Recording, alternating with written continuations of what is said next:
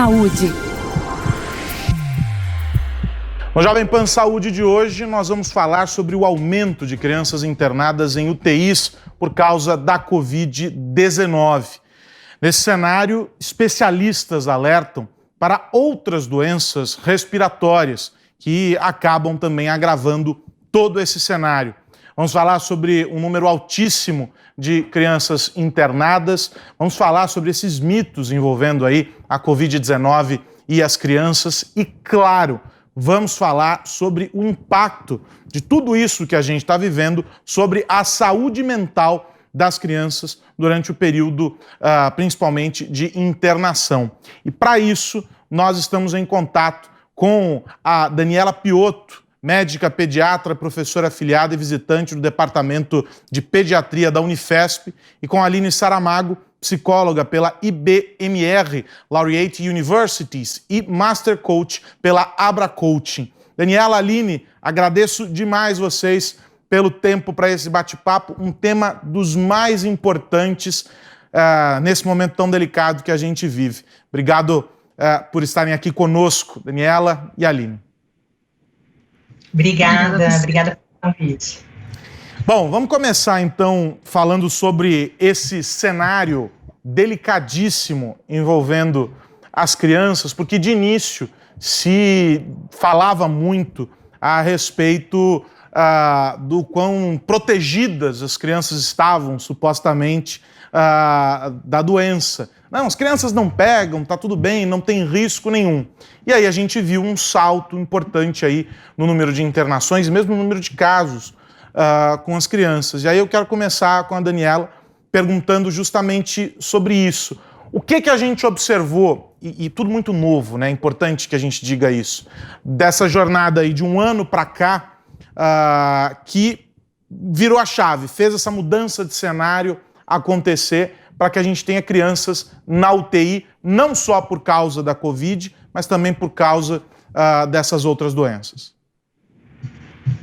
Ótimo, obrigada pela oportunidade, é sempre bom a gente poder tranquilizar as famílias, né, e conversar sobre isso.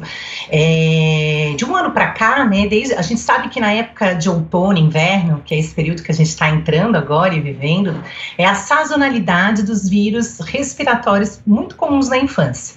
Então, realmente, quando a gente esteve lá em março, que a gente achava que a pediatria seria provavelmente também um foco, né, assim como está acontecendo com os adultos e com os idosos, justamente porque a gente sempre teve um aumento do número de internações por vírus respiratórios e complicações nessa época do ano, né? Então, uma criança que pega uma gripe, por exemplo, influenza, e que vira uma pneumonia e que pode virar uma insuficiência respiratória e até mesmo vir a falecer.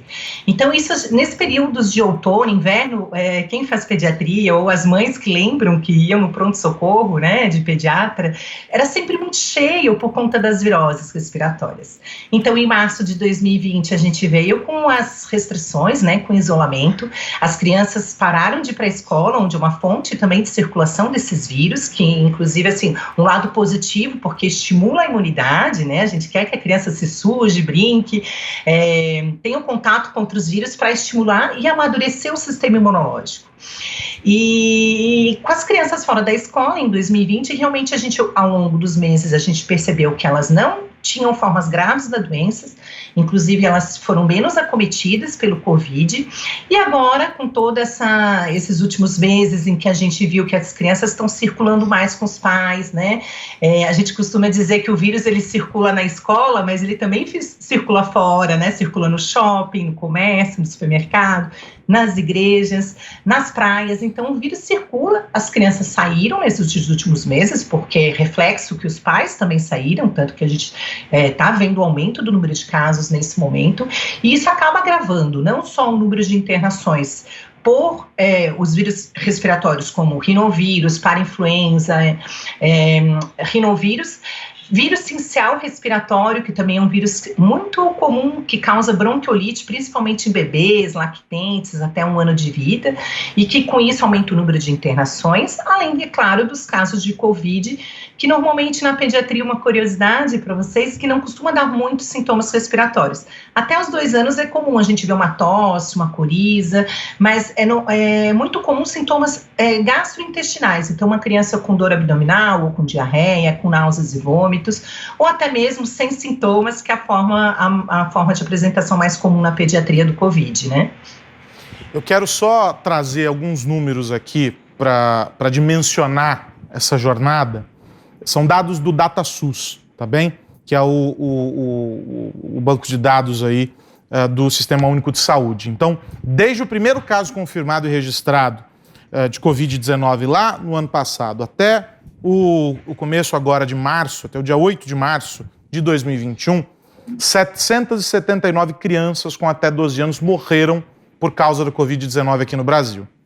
E aí a gente tem nesse mesmo período pelo menos 11.600 pacientes nessa faixa etária internados. Um a cada 4 precisou ir para UTI. E aí a gente tem uma taxa, 24% das mortes, 22% das internações aconteceram nesses últimos 3 meses. Então, só trazendo todo esse cenário, para a gente entender também o seguinte: como é que a gente lida, Aline, com um processo de prevenção, principalmente falando dessas faixas mais novas, principalmente dos mais novinhos, em que é difícil você fazer a manutenção da máscara, em que é difícil você manter o distanciamento social, que tem o agarra-agarra, precisa ficar no colo, tem uma interação ali que exige, não é, esse contato físico, e sem que você carregue um prejuízo enorme na formação dessa criança, porque a gente sabe também que justamente esse contato é uma etapa importantíssima do desenvolvimento da molecada, né? Sim, exatamente. É importante elas saberem que tem limites aí nesse novo normal, né? Então, é sempre importante os pais estarem informando e reforçando os limites das crianças, sem uma exigência exacerbada, né? Uma agressividade, mas sim uma firmeza, ser assertivo, né? Ser gentil ao falar com a criança, de que realmente informar de todas as maneiras possíveis, dentro da linguagem dela, essa situação que a gente tem vivido aí há aproximadamente 1 ano, né, já. Então, a máscara já não é novidade para ninguém, né? Então, que esses cuidados são realmente importantes para que não desenvolva quadros preocupantes, né? Que ela não precisa se preocupar nesse momento. Eu acho que é sempre importante também a gente assegurar, a gente trazer essa tranquilidade. Os pais, eles são uma base muito importante do equilíbrio emocional também da criança, né?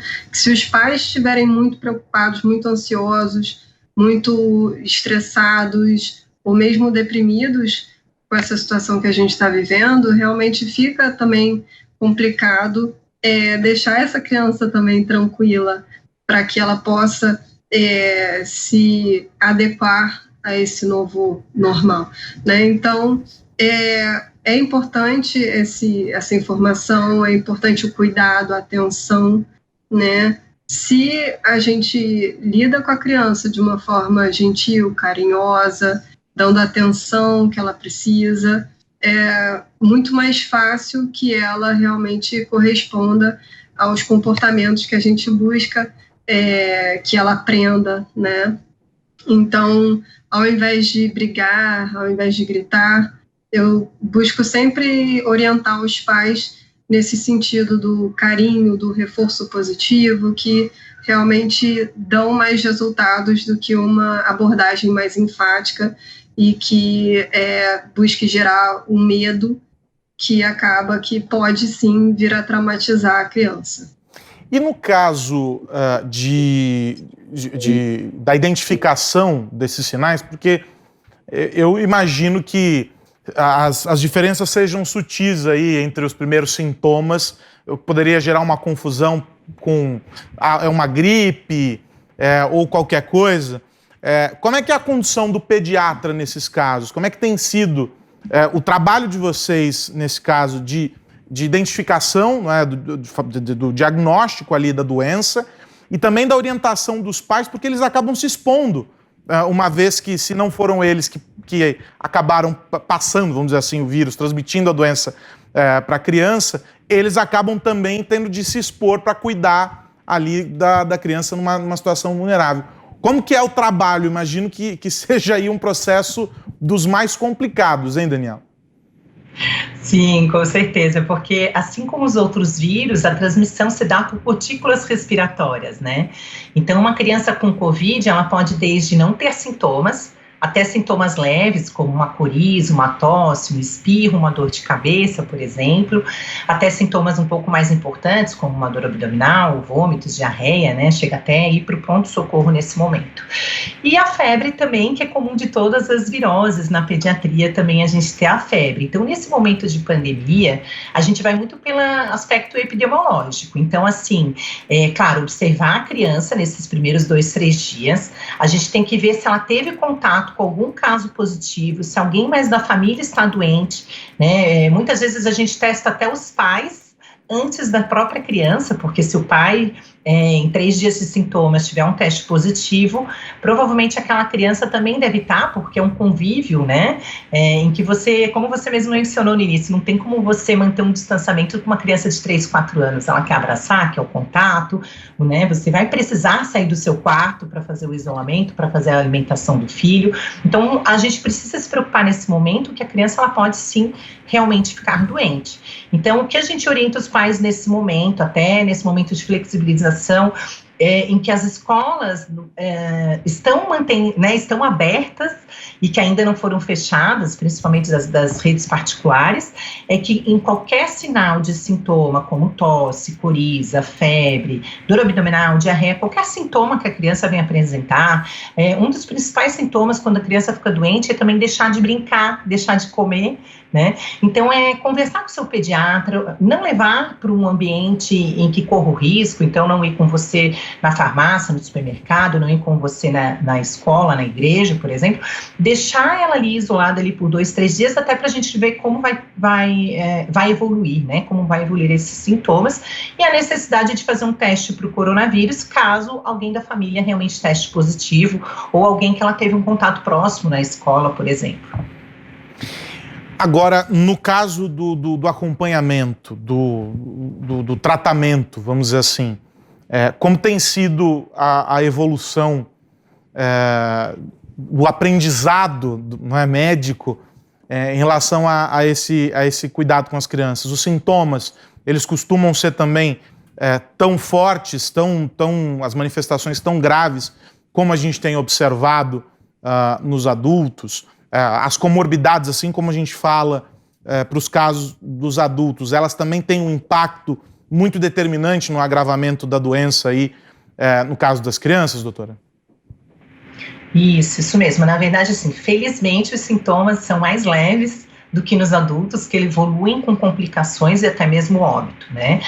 Os estudos em relação ao Covid na pediatria, eles são bem claros no sentido de dizer que crianças com comorbidades, né? Então, alguma alteração hematológica, como uma anemia falciforme, uma leucemia, ou uma cardiopatia, pacientes, crianças, principalmente adolescentes, obesos também é um fator de risco, assim como no adulto, a obesidade, né?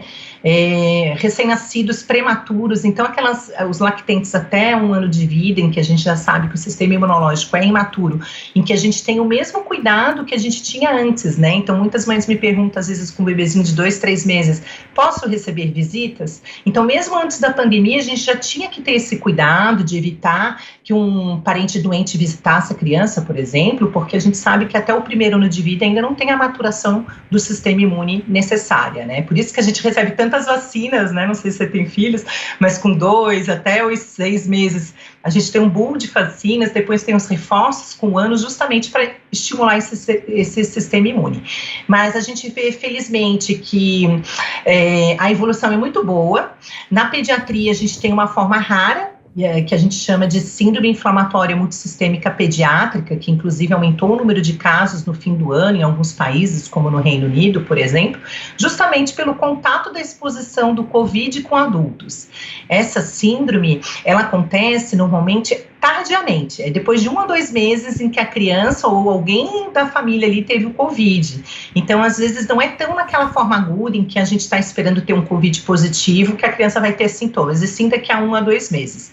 Então, se você tem um filho que você pegou Covid lá em janeiro e esse, agora em março, começou a fazer febre por mais de 3 dias, começou a ficar com conjuntivite, né, com a boquinha vermelha, manchas vermelhas pelo corpo, diarreia, dor abdominal, é importante sim conversar com o pediatra e procurar um serviço de saúde. E durante a internação? Porque aí a gente está falando sobre esses casos mais graves. Eu queria ouvir a doutora Aline pelo seguinte: a gente sabe que o acompanhamento de uma situação como essa não é só para o paciente, ou seja, não é só a criança. Tem um olhar também de acompanhamento para os pais numa situação como essa, né? Sim, com certeza. A família no hospital, ela precisa ser acolhida em seus valores, né, em sua cultura. Assim, as pessoas, elas têm as suas formas, né, de estar no dia a dia. A gente falou aqui da escola e de, enfim, por exemplo, no caso da família, o trabalho. Então, assim, é um estresse para a família como um todo quando ocorre uma hospitalização, quando ocorre de alguém ficar doente. Então, isso impacta a todos. E, no caso, o hospital, é importante que, com relação à família, a escute em suas preferências, né? E a criança também, né? Que a criança, ela tem o olhar da ludicidade, não é a mesma forma de tratar como se trata também o adulto, né? Então, um olhar mais lúdico, dando um poder no que for possível à criança. Isso, os pais também ficam felizes de seus filhos serem bem atendidos, que se trate pelo nome, né? Que se dê a atenção e o cuidado que a criança precisa, né? Independente do que já se recebe da família. Então, é importante que a equipe multidisciplinar tenha esse olhar diferenciado, sim, né? A família que tem vários indivíduos ali com diferentes necessidades e que, portanto, assim, é um pouco mais complexo esse atendimento, né? Tanto da família quanto da criança. Então, é importante ouvir a todos e atender, né, com atenção, com a escuta e o cuidado devido, né? A gente ouve muito a expressão dos traumas, essa é uma experiência traumática, né? E o trauma tem um desenrolar bastante longo, né? Ele não é algo que acontece de uma maneira só, ele vem se desenrolando, se manifestando ao longo de um longo período. Nos casos em que, é óbvio, de novo, eu insisto sempre isso nessas conversas aqui, porque muita coisa a gente está descobrindo agora. Vocês que atuam com a saúde estão sendo aí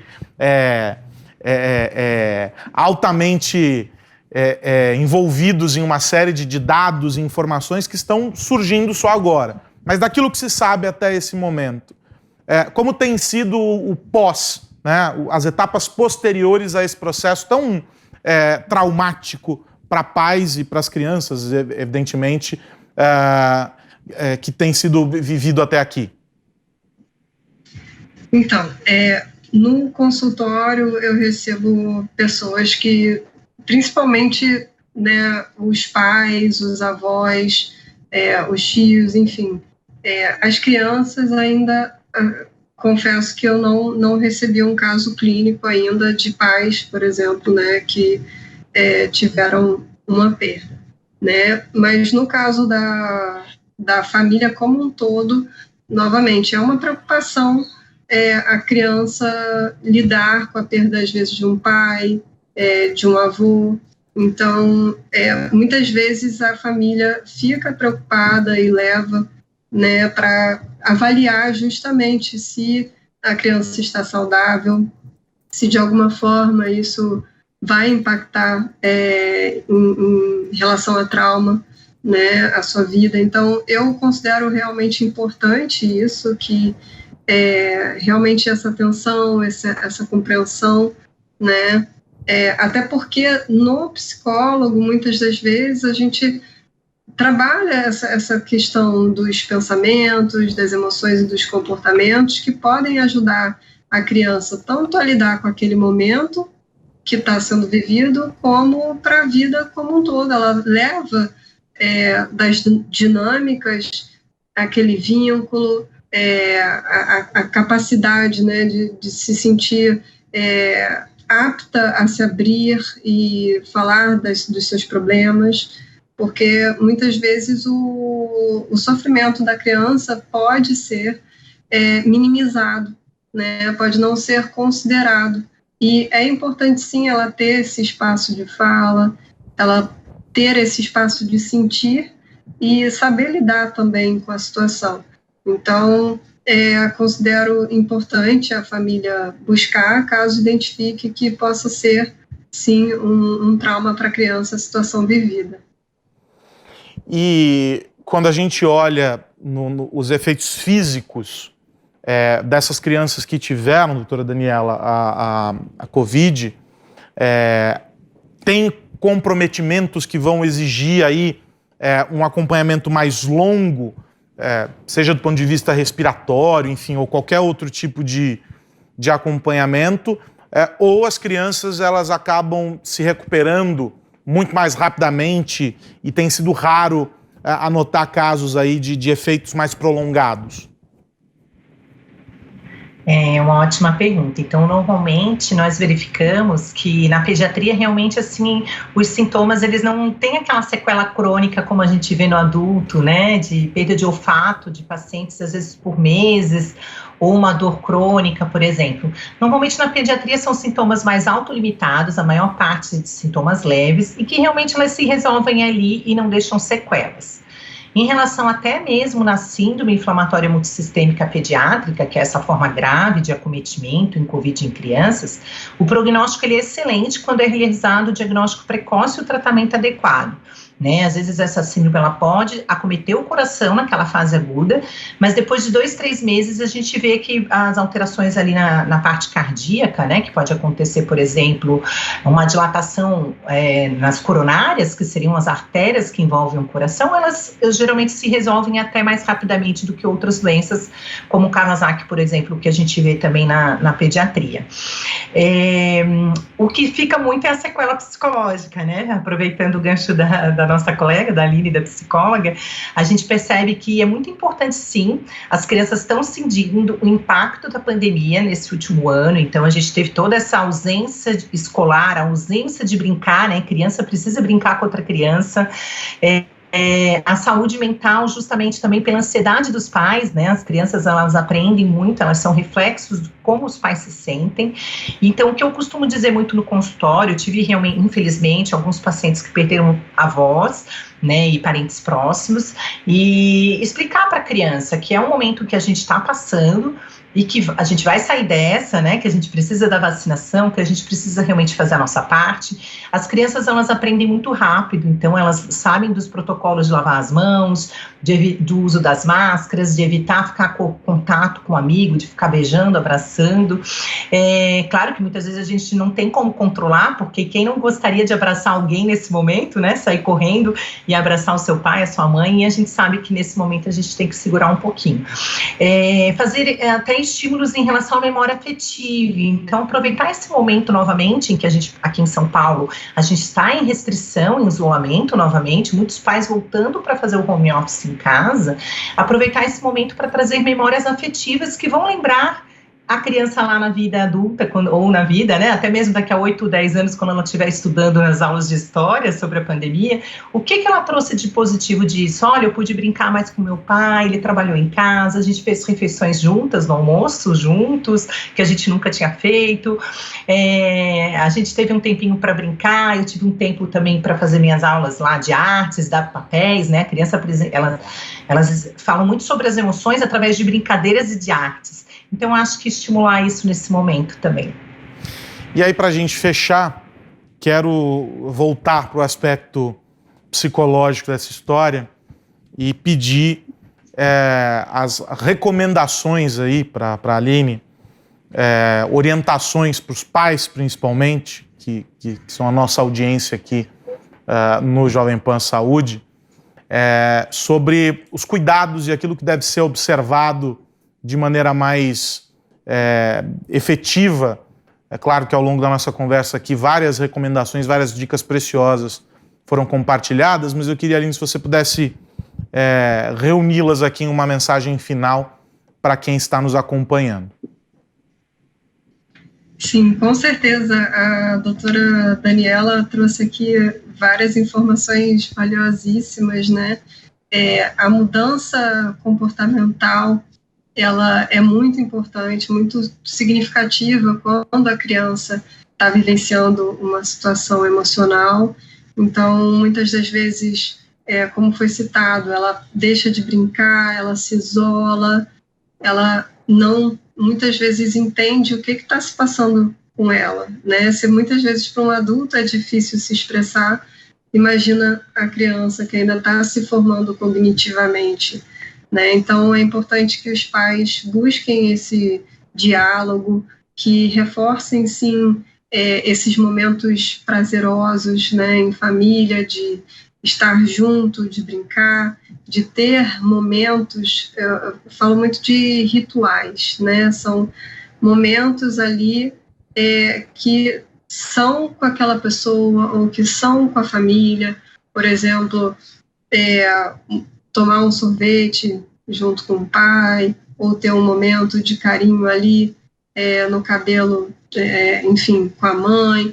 Enfim, ter alguns momentos, algo que fica realmente marcado, essas demonstrações, esses afetos. A criança, ela é muito concreta.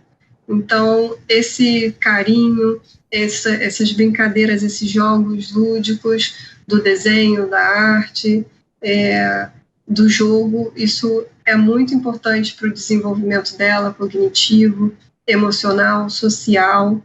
Então, com a criança, a linguagem realmente é a brincadeira e, ao mesmo tempo, também ela entende da maneira dela.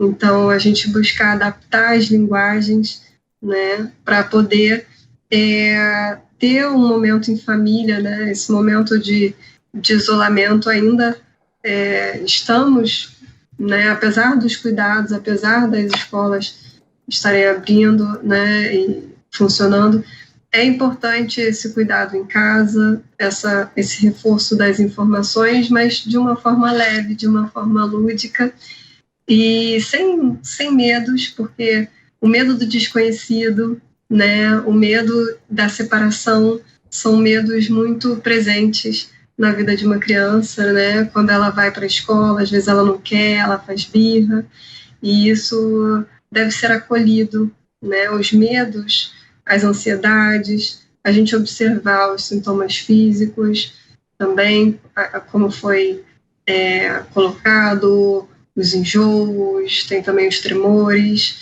Então, observar e ouvir os filhos é fundamental, né, para a gente superar esse momento juntos. Aí a gente vai superar, vai passar.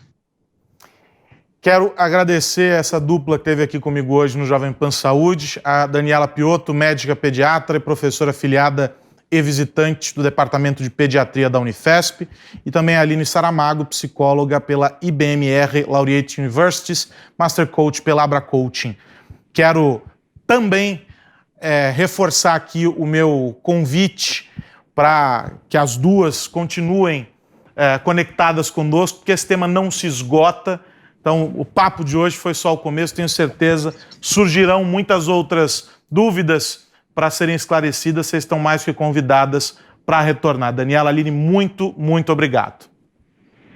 Obrigada também, é um prazer estar aqui, tranquilizar a família nesse momento de pandemia. Como a Aline falou, vai passar e a gente vai sair todo mundo bem. Obrigada. E quero também agradecer a companhia de você que está aqui conosco sempre no Jovem Pan Saúde, nos acompanhando pelo rádio e também pela internet lá no Panflix. Eu reforço o aviso, caso você queira ver este e outros programas com dicas preciosas dos médicos, dos especialistas que nós trazemos aqui, é só acessar o canal Jovem Pan Saúde lá no YouTube ou o aplicativo Panflix, que está disponível para Android e iOS. Um grande abraço, até a próxima semana. Tchau, tchau. Saúde.